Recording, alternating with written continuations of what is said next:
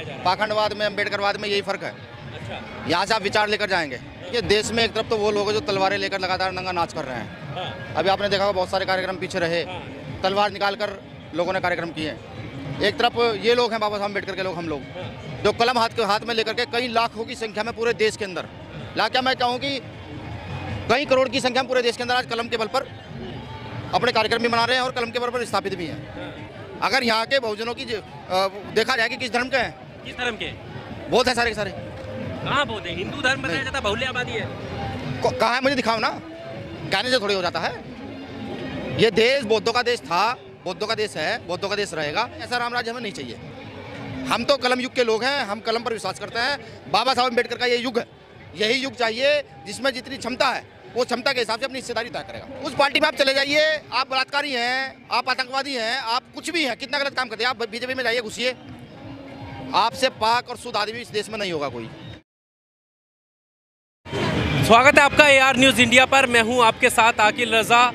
Parliament street पर इस वक्त हम मौजूद हैं और देश भर में आज जो है बाबा साहब भीमराव अंबेडकर की जयंती मनाई जा रही है। हर्षोल्लास के साथ ये जयंती मनाई जा रही है। भीम आर्मी के कुछ लोग मेरे साथ हैं, इनसे हम बात करेंगे और जानेंगे कि जिस तरह से ये सवाल खड़ा हो रहा है कि क्या बाबा साहब भीमराव अंबेडकर ने जिस भारत का सपना देखा था, क्या आज वही भारत है? और सवाल ये भी है कि क्या संविधान सुरक्षित हाथों में है? सर, सबसे पहले किस तरह से देखते हैं ऐसे में कि आज जश्न मनाया जा रहा है, लेकिन दूसरी तरफ ये सवाल खड़े हो रहे हैं कि क्या संविधान सुरक्षित है कि नहीं? देखिए, देश में एक तरफ तो वो लोग हैं जो तलवारें लेकर लगातार नंगा नाच कर रहे हैं। हाँ। अभी आपने देखा होगा बहुत सारे कार्यक्रम पीछे रहे, हाँ। तलवार निकाल कर लोगों ने कार्यक्रम किए।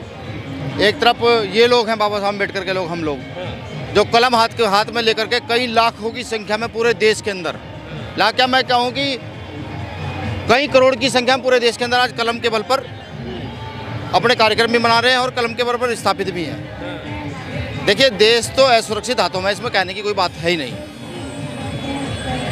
जब देश का पंत प्रधान देश की छोटी छोटी चीज़ों को बेचने लगे तो उस देश की आवाम को समझ आना चाहिए कि अब देश खतरे में है। पर आज जैसे ये आप देख सकते हैं, यहीं पर लाखों लोग हैं, यहाँ पर किसी के भी हाथ में कुछ भी ऐसी चीज़ नहीं है जिससे दूसरे को खतरा हो। यहाँ पर कलम हाथ में है, किताब हाथ में है, विचारों की बात हो रही है। फिर ऐसी क्या वजह है कि दूसरे त्योहारों में अलग तरह का जश्न हुड़दंग मचाया जाता है, यहाँ पर किसी दूसरे धर्म देखिए, का नहीं बनाया जा रहा? पाखंडवाद में, अम्बेडकरवाद में यही फर्क है। अच्छा। यहाँ से आप विचार लेकर जाएंगे। मेरा मानना है कि विचार बहुत खतरनाक होते हैं, तलवारों से कई हजार गुना खतरनाक विचार होते हैं क्योंकि विचारों के बल पर ही भगत सिंह का नाम पूरे देश में है, विचारों के बल पर ही फूले पेरियार का नाम है, ललित सिंह यादव का नाम है, रामस्वरूप वर्मा का नाम है, कर्पूरी ठाकुर का नाम है, विचारों के बल पर ही डॉक्टर बाबा साहब अम्बेडकर का नाम है। हम यहाँ से विचार लेकर जा रहे हैं और ये विचार ही होंगे जो यहाँ की मनु की व्यवस्था को खत्म करने का काम करेंगे। पहले भी हुआ। पर अब मनु का कहाँ? अब तो सभी ये कह रहे हैं कि नहीं, बाबा साहब जो है वो सभी के हैं, किसी एक के नहीं है। कितने सारे लोग हैं और हद तो ये है कि वो ये भी बात कह रहे हैं और ये कह रहे हैं हिंदू राष्ट्र का हम समर्थन भी करते हैं। देखिए, बाबा साहब सभी के, ये तो हम भी मानते हैं। सरकार की नीति पर हम जब विश्वास करें, जो बाबा साहब फूले साहब का जो बाबा साहब के जो वाग्मय हैं, आर्टिकल्स हैं, उनको वो बुकों में लागू करें, इंटर में, ग्रेजुएशन में लागू करें तो मानेंगे सरकार बाबा साहब को के विचारों पर आगे बढ़ाना चाहती है। वरना तो बाबा साहब का फोटो लिए सब रह रहे हैं। देखिए, बाबा साहब को उनके फोटो में देखने की आवश्यकता ही नहीं है। बाबा साहब की आप एक किताब पढ़ लीजिए, एनालिसिस ऑफ कास्ट, सारी चीज़ों का सार मिल जाएगा। आप फोटो उठाए ना उठाए, उनका कोई फर्क नहीं पड़ता, माला चढ़ाए ना चढ़ाएं, आप उनकी किताब पढ़ें। भाई, उनकी किताबों का जो उनके सिद्धांतों का जो प्रचार प्रसार देश में होना चाहिए था, किताबों के माध्यम से, स्कूलों के माध्यम से, वो नहीं हो पा रहा है। यूनिवर्सिटियों के माध्यम से वो रुक गया है। आज जो है हिंदू राष्ट्र का संकल्प लिया जा रहा है और वो आज देखेंगे कोई बाबा साहब का जो है विरोध करता हुआ भी नहीं सुनिएगा। सब कह रहे हैं कि हम मानते हैं, लेकिन उनके विचारों के अगेंस्ट है ना ये, जो कहीं पर भी जो है मंच लगाकर हिंदू राष्ट्र के सपने देखे जा रहे हैं। देखिए, ये देश किसी के बाप दादा की जागीर है नहीं। जो कहेगा हिंदू राष्ट्र बन जाए, हिंदू राष्ट्र बने, कैसे बन जाएगा? किस आधार पर बन जाएगा? जनसंख्या के आधार पर देश हिंदू राष्ट्र बन सकता है क्या? अगर यहाँ के बहुजनों की देखा जाए कि किस धर्म के हैं, किस धर्म के? बहुत है सारे के सारे। कहाँ बहुत है? हिंदू धर्म बताया जाता है, बहुल्य आबादी है। कहाँ है मुझे दिखाओ ना, कहने से थोड़ी हो जाता है। ये देश बौद्धों का देश था, बौद्धों का देश है, बौद्धों का देश रहेगा। यहाँ नानक कबीर रैदास की विचारधारा थी, है, रहेगी। यहाँ बुद्ध के विचारों पर ही चले ये देश चला है और चलेगा। बुद्ध के विचारों पर चलकर जो भारत से धर्म दूसरी जगह गया, श्रीलंका आज डेवलप कंट्रियों में आगे बढ़ रहा है धीरे धीरे। जापान देखिए, एक से एक टेक्नोलॉजी है, चाइना एक से एक टेक्नोलॉजी है। ये देश जब बुद्ध का देश हो जाएगा तो यहाँ भी एक से एक टेक्नोलॉजी स्थापित होगी। राम राज्य में ऐसा नहीं होगा। देखिए, हम लोगों के लिए राम राज्य तो वो है कि हमें एक ऋषि पढ़ाने आता है, शंभुक ऋषि, उन्हीं के द्वारा बनाई गई कहानी है ये, उनकी हत्या कर दी जाती है। भाई ऐसा राम राज्य हमें नहीं चाहिए। हम तो कलम युग के लोग हैं, हम कलम पर विश्वास करते हैं। बाबा साहब अम्बेडकर का ये युग है, यही युग चाहिए जिसमें जितनी क्षमता है वो क्षमता के हिसाब से अपनी हिस्सेदारी तय करेगा। अच्छा, अभी हाल ही की एक घटना पर जिक्र कर लेते हैं उत्तर प्रदेश से।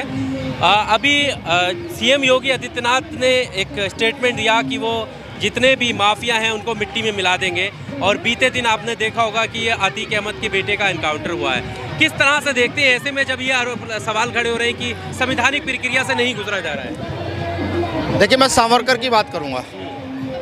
जिस समय देश में आज़ादी की लड़ाई चल रही थी, ना जाने असंख्य लोग जेल में थे, मरे जा रहे थे, कोई सत्याग्रह कर रहा था, कोई हथियारबंद आंदोलन चला रहे थे। सावरकर उस समय कर क्या रहा था, उसको भी जेल भेजा गया। इसने अंग्रेजों से माफ़ी मांगी और बाहर आया, और ना जाने कितने सही कितने क्रांतिकारियों को इसने मौत के घाट उतरवाया होगा सावरकर ने। अब योगी जी की विचारधारा तो वही है ना, या बदल गई है? उसी विचारधारा पे चल रहे हैं ना। वीर मानती है उनको। कहने से व्यक्ति वीर नहीं होता ना भाई। कोई भी कहने लगे वीर है, मैं आपको कहने लगूँ आप वीर है, कैसे वीर है? बताना पड़ेगा ना आप क्यों वीर है। भाई आपके कोई सिद्धांत होंगे, कर्म होंगे, तभी तो वीर है ना। तो माननीय योगी जी जिस पार्टी में काम करते हैं, उस पार्टी के जो संगठन है, उन्होंने कभी तिरंगा नहीं लहराया। उस पार्टी में आप चले जाइए, आप बलात्कारी हैं, आप आतंकवादी हैं, आप कुछ भी हैं, कितना गलत काम करते हैं। आप बीजेपी में जाइए, घुसिए, आपसे पाक और शुद्ध आदमी इस देश में नहीं होगा कोई। आप किसी और पार्टी में चले जाइए, आप सिद्धांतों की बात जहाँ करेंगे, आप फौरन आतंकवादी नक्सली हो जाते हैं। जीरो टॉलरेंस की जो नीति है उनकी, उसको समर्थन करते हैं आप? मानते हैं सही है वो कि अपराध खत्म होना चाहिए उत्तर प्रदेश से? अब फिर वही बात है, अपराध तो खत्म होना ही चाहिए, लेकिन खत्म करेगा कौन? योगी जी अपराधी को संरक्षण करने वाले अपराधी को खत्म करेंगे, वो खुद क्या है? माफिया छोड़ के भाग रहे हैं, आप कह रहे संरक्षण दे। कौन भाग गया पता तो एक आधे का नाम हमें तो पता नहीं लगा अब तक। अतीक अहमद एक मिसाल बना, जेल में है। काहे की माफिया गिरती रहेगी जो जेल में है? उनकी पार्टी में बहुत सारे माफिया हैं, भगाएं उनको जरा, रेपिस्ट है, भगाएं उनको, कल सरकार गिर जाएगी।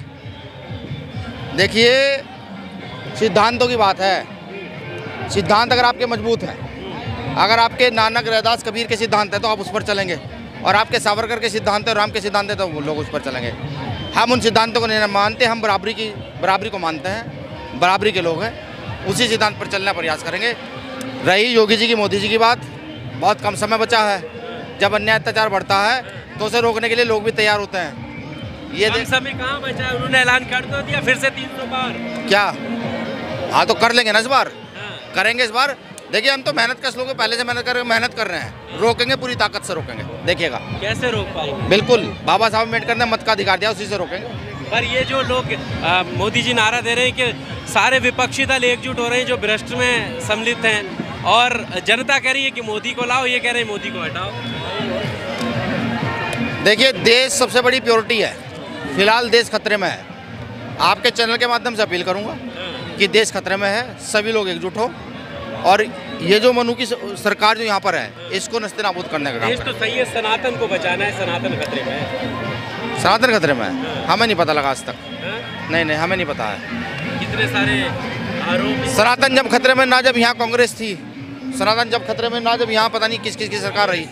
हाँ, अंग्रेज थे, देखिए, मुगल थे, जब भी खतरे में नहीं, आप खतरे में आ गया है। इनकी सरकार, इनका सब कुछ अब खतरे में आ गया है। भाई ये तो अजीब विडम्बना है। भाई राजा हम, प्रजा हम, सब कुछ हम, फिर हम खतरे में हैं। इसका मतलब हम नकारे हैं। ये ढोंग है, ये ढोंग है। जब राजा प्रजा के हितों की रक्षा ना कर पाए, उनको रोजगार ना दे पाए। मैं तो कहता हूँ भाई, हम तो बेरोजगार ही तो यहाँ, आप सर्वे कीजिए, 90% लोग बेरोजगार हैं। अरे अभी भाई हमारे 15 लाख मार लिए उन्होंने, वो हमें दिलवा दीजिए। पर विश्व के पटल पर मोदी जी का डंका बज रहा है, कह रहे हैं कि देखो पहले करेंसी नहीं चलती थी, अभी वीडियो चलाया है मीडिया ने कि कतर में किस तरह भारतीय करेंसी में चीज़ें खरीदी जा रही हैं। क्या खरीदी लिया वहाँ पे? मतलब पहले नहीं चलती थी? नहीं, वहाँ से कोई टेक्नोलॉजी भरी चीज़ आई हो, सफाई करने के लिए कोई बड़ा इक्विपमेंट आया हो तो मुझे बताइए। भाई वो अपने कपड़े लत्ते तो नहीं खरीद रहे कहीं। हाँ, वही खरीद रहे हैं। हाँ तो भाई वो तो करेंसी चला ही देंगे। पहले नहीं चलता था। अगर देश की व्यवस्था को बदलने के लिए उन्होंने कुछ चीज़ें खरीदी हैं हाँ। तो उस पर तो हम बात कर सकते हैं। वो पर्सनल चीज़ें खरीदें, उससे हमें क्या मतलब।